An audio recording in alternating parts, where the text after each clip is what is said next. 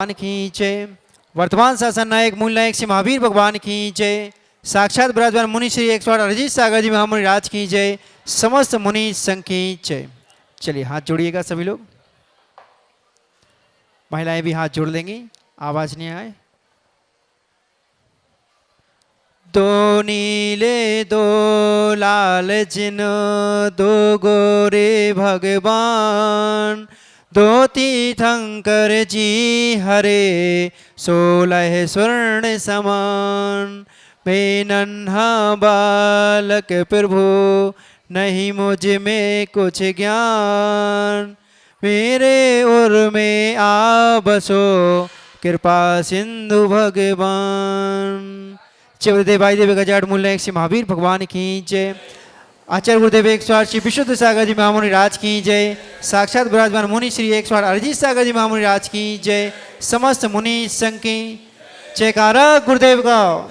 हे गुरुदेव, आप अपने मुखारविंद से अमृतमयी पावनमयी ज्योतिर्मयी द्वादशांग जनवाणी माता का रसपान कराकर हम सभी लोगों के लिए कृतार्थ कीजिए।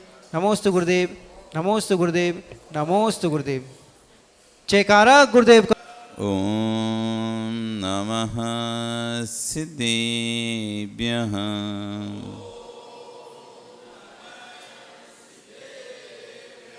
ओम नमः सिद्धेभ्यः।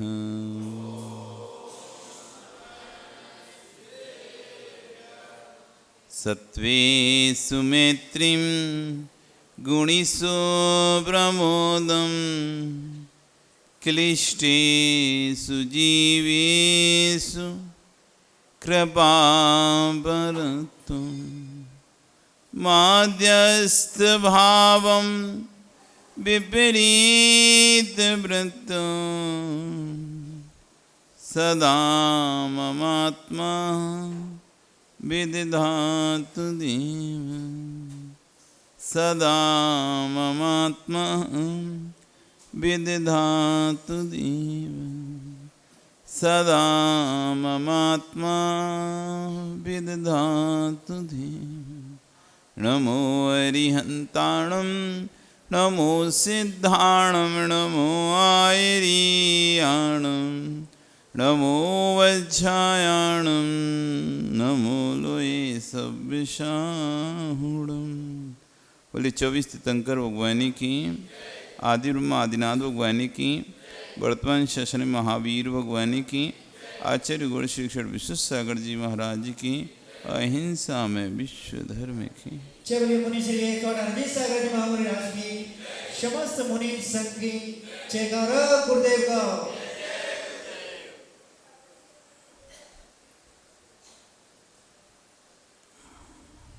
बंधु,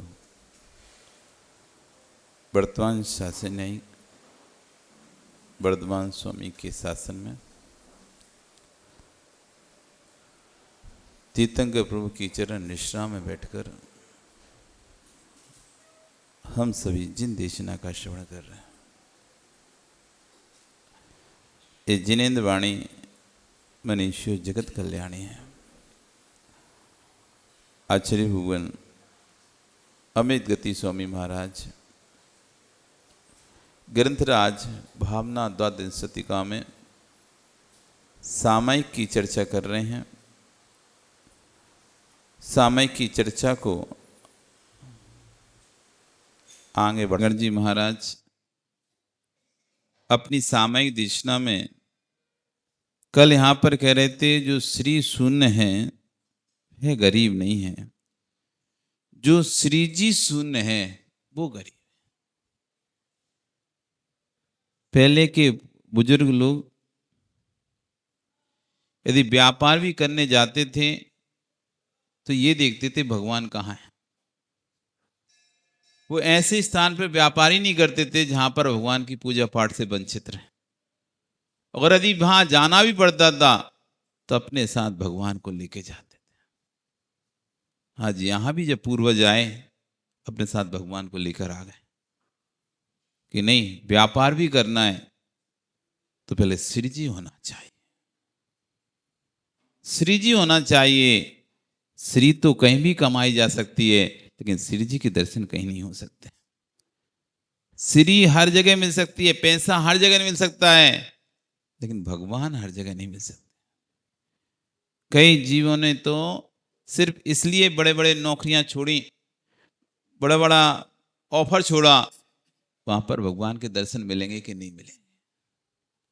आज भी विश्वास मानो बहुत से लोग विदेश नहीं जाते, किस बात पर? वहां भगवान के दर्शन नहीं हो पाएंगे, इसलिए ट्रांसफर नहीं लेते। बहुत से लोग ऐसी जगह पे ऊंची पोस्टों पर जाने के लिए भी नहीं लेते।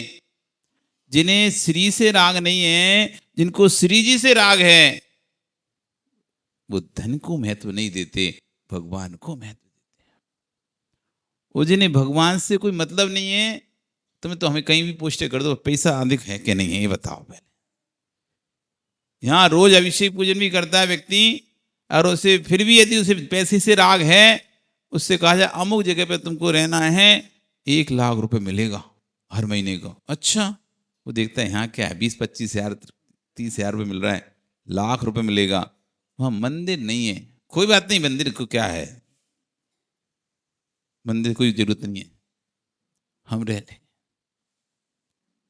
जिसके का श्री के प्रति राग होता है, वो श्री जी को छोड़ देता है।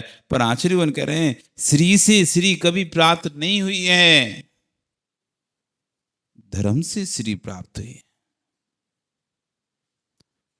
धन से धन नहीं आता है, ये धन से धर्म नहीं आया है, धर्म से धन आया है। धर्म से जो पुण्य का संचय किया हमने, धर्म करके जो हमने पुण्य का संचय किया, उससे हमारा भाग्य का निर्माण हुआ, उससे हमारे भाग्य का निर्माण हुआ। आज ऐसे कितने जीव हैं जो दुकान भी नहीं जाते, दुकान पर भी नहीं बैठते, तब भी उनकी दुकान चलती है। घर बैठे नौकर लोग चला रहे हैं उनके पुण्य से।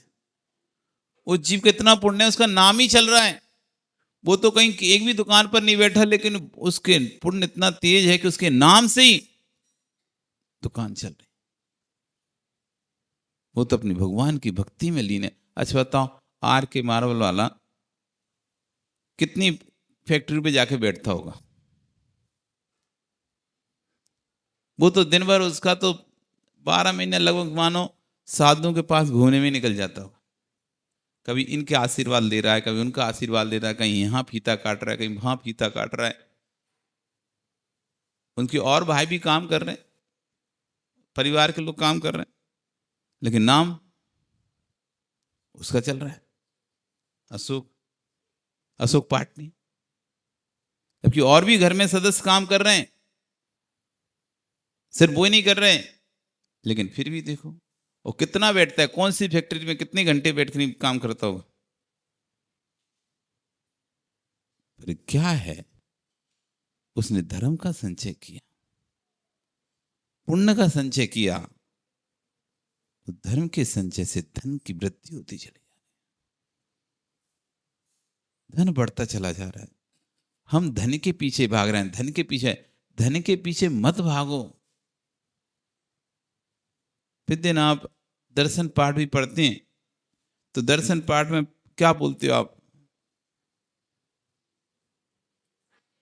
जिन धन बिनन मुक्तो मां भवे चक्रवर्ती।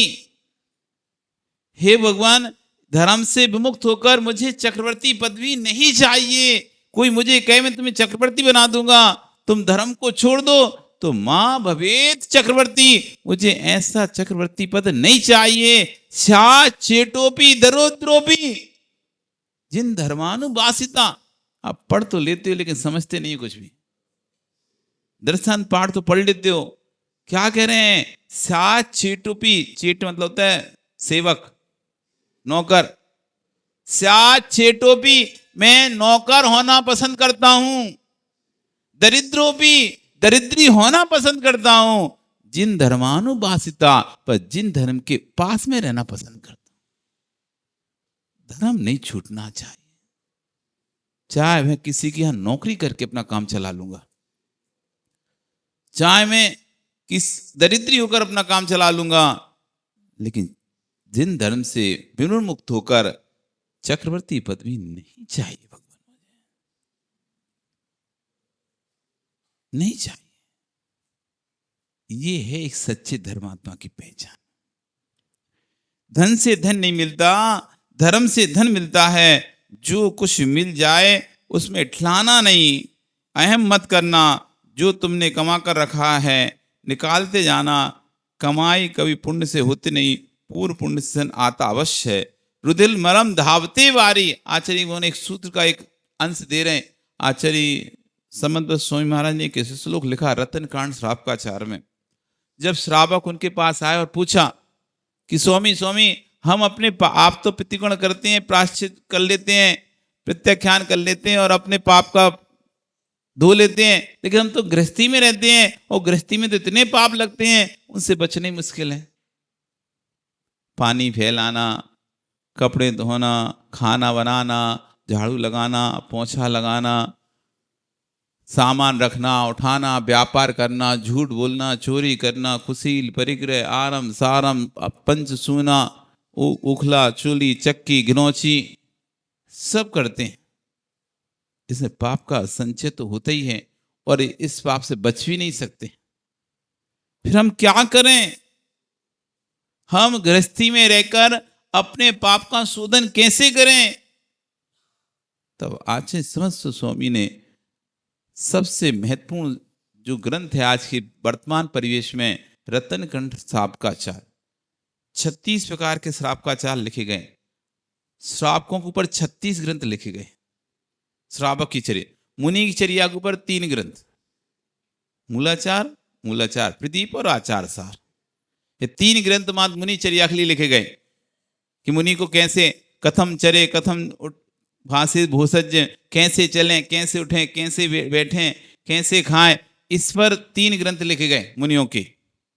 और श्रावक कैसे रहे, कैसे उठे, कैसे खाए, कैसे बैठे, कैसे अपनी चर्या करे, कैसे अपना जीवन यापन करे, उस पर 36 ग्रंथ लिखे गए। नरेश कितने? 36 ग्रंथ। उसमें से एक ग्रंथ रहा रतन करंडक श्रावकाचार, जो कि बहुत प्रसिद्ध हो चुका है, आचार्य भगवान समंत स्वामी महाराज का। दूसरा ग्रंथ हुआ पुरुषार्थ सिद्धि उपाय, आचार्य अमृत चंद स्वामी महाराज का। उसे और बहुत सारे ग्रंथ धीरे धीरे प्रकाशित हुए और कुछ विद्वानों के, कुछ पंडितों के, ऐसे मिलाकर 36 ग्रंथ हैं। उसमें से एक ग्रंथ है रतन करंडक श्रावकाचार। रतन मतलब है जो हीरे मोती जवाहरात हैं उनको रतन बोलते हैं। करंडक होता है पिटारा। श्रावक के आचार रूपी रत्नों का पिटारा, जिसमें जिस ग्रंथ में श्रावक को कैसे आचरण करना चाहिए, कैसे रहना चाहिए, कैसे अपना जीवन यापन करना चाहिए जिससे पाप का बंध नहीं हो, पुण्य का संचय करे, ऐसे श्रावक का आचार के रत्नों का पिटारा यानी समूह आचार आज भरा हुआ उसमें कि श्रावक को कैसे अपना जीवन यापन करना है, ये सब बात उसमें दी है। उसका नाम है रतन करंडक श्रावकाचार। याद कर लो, याद कर लो। अपने पर्याय में जाने से पहले कम से कम अपने एक आचरण का एक ग्रंथ तो पढ़ जाना। दुनिया के साधुओं के आचरण पर तो बहुत टिप्पणी कर ली, साधुओं की चैया पर वो बहुत टिप्पणी कर ली यहाँ बैठे बैठे, लेकिन कभी अपने आचरण की टिप्पणी भी करना सीख लो। एक बार रतन करंडक श्रावकाचार पढ़ लेना, शर्म से पानी पानी हो जाओगे तुम लोग। हम क्या हैं? अपने मुंह से, अपने मुख से आपके शब्द नहीं निकलेंगे अपने आप को श्रावक कहने के लिए। जब एक बार उसे पढ़ लोगे तो अपने मुंह से अपने आप को श्रावक नहीं कह पाओ कभी भी। अभी तो कह ले महाराज जी हम श्रावक हैं, श्रावक हैं, हम श्रावक हैं, कहीं भी जाते हैं हम श्रावक हैं, श्रावक आए महाराज जी। श्रावक की परिभाषा उसमें पता चल जाएगी कौन होता है श्रावक। जो श्रावक कहलाने लायक भी नहीं बचोगे जिस दिन उसे पढ़ लोगे। क्या आचरण होता है एक श्रावक का? यदि हमारा एक श्रावक का आचरण भी, साधु का आचरण तो बहुत छोड़ो, हमारा एक श्रावक भी अपने श्रावक व्रत का पालन कर ले तो विधर्मी से ऊंचा है वो भी। अन्य धर्म का व्यक्ति हमारे एक श्रावक के आचरण को भी पालन नहीं करता है। चाहे कितने ही मठ के मठाधीश बन के बैठे रहो, कितने ही मठ के महंत बैठे हो, संत महंत हो, अन्य मठों के साधु महात्मा हो, यदि उनकी तुलना हमारे एक श्रावक से भी की जाए अनुवृत्ति नहीं, सामान्य श्रावक से भी की जाए, हमारे उनके आचरणों से भी की जाए, तो उनकी तुलना उसके बराबर भी नहीं हो रही। मत सोचो आप, इतना उत्कृष्ट आचरण है श्रावक का। जब श्रावक का उत्कृष्ट आचरण है तो पित्माधारी का कितना उत्कृष्ट आचरण होगा, और जब पित्माधारी का उत्कृष्ट आचरण है फिर साधु का क्या आचरण होगा। हम तो बस मुंह चलाते हैं, मुंह बैठ जाएंगे 4 लोगों के बीच में और पच मुंह चलाएंगे, ज्ञान तो कुछ होता नहीं किसी को। सुनी सुनी सुनी सुनी, हमने सुना है, ऐसा लोग बोलते हैं, प्रवचन में सुना है कई बार, हमने प्रवचन सुना है कई बार हमने। अरे प्रवचन में कई बार समझाने के लिए कुछ बोला जाता है, वो प्रमाण आगम नहीं हो जाता। कभी कभी सामयिक परिस्थिति देखकर कुछ बोला जाता है, सामने कैसी परिस्थिति है, क्यों बोलना पड़ रहा है। हो सकता है कोई बात को उस स्थान पर समझाने के लिए मान जाए। जैसे बच्चे को डराते ना, उठा नहीं, हवा आ जाएगा, हवा खा जाएगा, हैं उधर मत जा, हवा है उधर। बच्चे को डराते ना, नहीं जाना होता, हवा है इसमें, हवा तो हवा हो जाता है क्या। कभी कभी परिस्थिति है, इसलिए आगम पढ़ना चाहिए। आगम पढ़ेंगे तब समझ में आएगा कि वास्तव में है क्या। आचेवन समझ स्वयं कह रहे हैं, घे कर्मणापि निश्चितम कर्ममाष्टि खलु गृहमोक्तानाम अतिथीनां पृथ्वीभुजम रुधिर्मलम धावते वारी। घे कर्मणापि निश्चितम, गृह यानी घर, कर्मणापि निश्चितम, गृहस्थी में कर्मों का जो संचय होता है, जो एक गृहस्थ कर्मों का संचय करता है, है कर्मणापि निश्चितम कर्ममाष्टि खलु मुक्तानाम, यदि वह उससे विमुक्त होना चाहता है तो कर्ममाष्टि कर्मों से विमुक्त होना चाहता है, खलु निश्चय से यदि उनसे छूटना चाहता है, अतिथि नाम पृथ्वी पूजा, अतिथियों की पूजा करे, अतिथियों की पूजा करे। अतिथि कौन? दिगंबर मुनिराज ही अतिथि हैं, जिनकी आने जाने की तिथियां नहीं होती हैं, वही अतिथि हैं। जो परिग्रह से रहित हैं, सच्चे दिगंबर मुनि ही अतिथि हैं। अतिथि नाम पृथ्वी पूजा, उनकी पूजा कर लो। रुधिर मलम धावते वारी, जैसे रुधिर से सने वस्त्र को पानी से धो लिया जाता है, वैसे अतिथियों की पूजा करके, दिगंबर मुनिराजों की आराधना करके गृहस्थी में लगे कर्मों को धो लिया जाता है। जैसे रुधिर से सने वस्त्र को पानी से धो लेता है, ऐसी गृहस्थी में संचित कर्मों को निर्गंतों की भक्ति धो देती है। अरिहंतों की निर्गंतों की आराधना करने से आपके गृहस्थों में किए गए कर्मों का प्रक्षालन हो जाता है। इसलिए आचार्य वन कह रहे हैं, पितिक्रमण कर लो। विवेकी हो तो ईंट भट्टे का काम मत करना, वाहन का काम मत करना। क्यों? आप शांति धारा लोटे से नहीं, झारी से करते हो। क्यों करते हो? शांति धारा लोटे से नहीं करते। लोटा होता है ऐसा, झारी जिसमें वो लगी रहती है, वो कहती झारी। झारी से ही करते हो, लोटे से नहीं करते। क्यों नहीं करते बेटा? क्योंकि लोटे से पानी ज्यादा गिरेगा, बड़ा मुंह है ना धार, और झारी से पतला सा बना के रखा है तो कम पानी आएगा, वेस्टेज नहीं होगा, अधिक गंधोदक नहीं होगा, अभिनय नहीं होगी, और शांति धारा के काल तक पानी पर्याप्त पूर जाएगा। नहीं तो बड़े उससे करें, अब जैसे गले, अब जो छोटे कलशों से करते हो तो जल्दी से पानी खत्म हो जाता नहीं हो जाता। ऐसे ही बड़ा मुंह के लोटे से करोगे तो क्या होगा? पानी जल्दी, क्योंकि धार तो आप अपने हिसाब से, अपने हाथ के बैलेंस के हिसाब से बनाओगे तो कभी मोटी धार निकलेगी, कभी रुक जाएगी, कभी पतली। लेकिन साथ झारी से करोगे तो एक सतत धार उसमें से एक मात्रा में निकलती रहेगी, जिससे कि पूरी शांति धारा भी आपकी पानी से हो जाएगी, और पानी का अतिरिक्त व्यय भी नहीं होगा, और अभिनय भी नहीं होगी, और आराम से आप शांति धारा भी कर सकते हैं। तो आश्चर्य कर रहे हैं, झारी से क्यों करते हैं? क्योंकि लोटे से करेंगे तो जल्दी से पानी खत्म हो जाएगा। झारी को उद्देश्य है कि थोड़ा थोड़ा पानी गिरेगा तो अच्छे से शांति धारा हो जाएगी, गंधोदक भी ज्यादा नहीं लगेगा, और अभिनय भी नहीं होगी। पुण्य तेरा झारी भर था। वाचिक है, पुण्य तुम्हारा झारी भर है, टोंटी से निकालना चाहिए था, पर तूने मुख से निकाल डाला। कैसे निकालना था? टोंटी से डालना था, लेकिन आपने ऊपर के मुख से निकाल दिया। पाप का उदय आते देर नहीं लगती, बुझते दीपक की लो अंत में समय में तेज हो जाती है। यदि कोई गलत करने बढ़ता नजर आ रहा है तो गलत करते हुए उसका पैसा बढ़ रहा है तो समझ लेना ये बुझने के दिन आ रहे हैं, क्योंकि बुझते बुझते दीपक की लौ भी बढ़ती है। प्रारंभ में दीपक की लौ छोटी रहती, लेकिन जब दीपक को बुझना होता है तो तब तेज हो जाती है। ऐसी जिसका पुण्य खत्म होना होता है, अंत अंत में पुण्य भोग भोग के जाता है। तो आदमी लगता है अरे देखो ये पाप कर रहा है तभी इसका तो पैसा आ रहा है। चिंता नहीं करो, बस सपाट होने वाला है, सपाट होने वाला है। अब एक साथ खत्म होगा, जैसे दीपक एक बार में बुझ जाता है, जैसे एक साथ खत्म।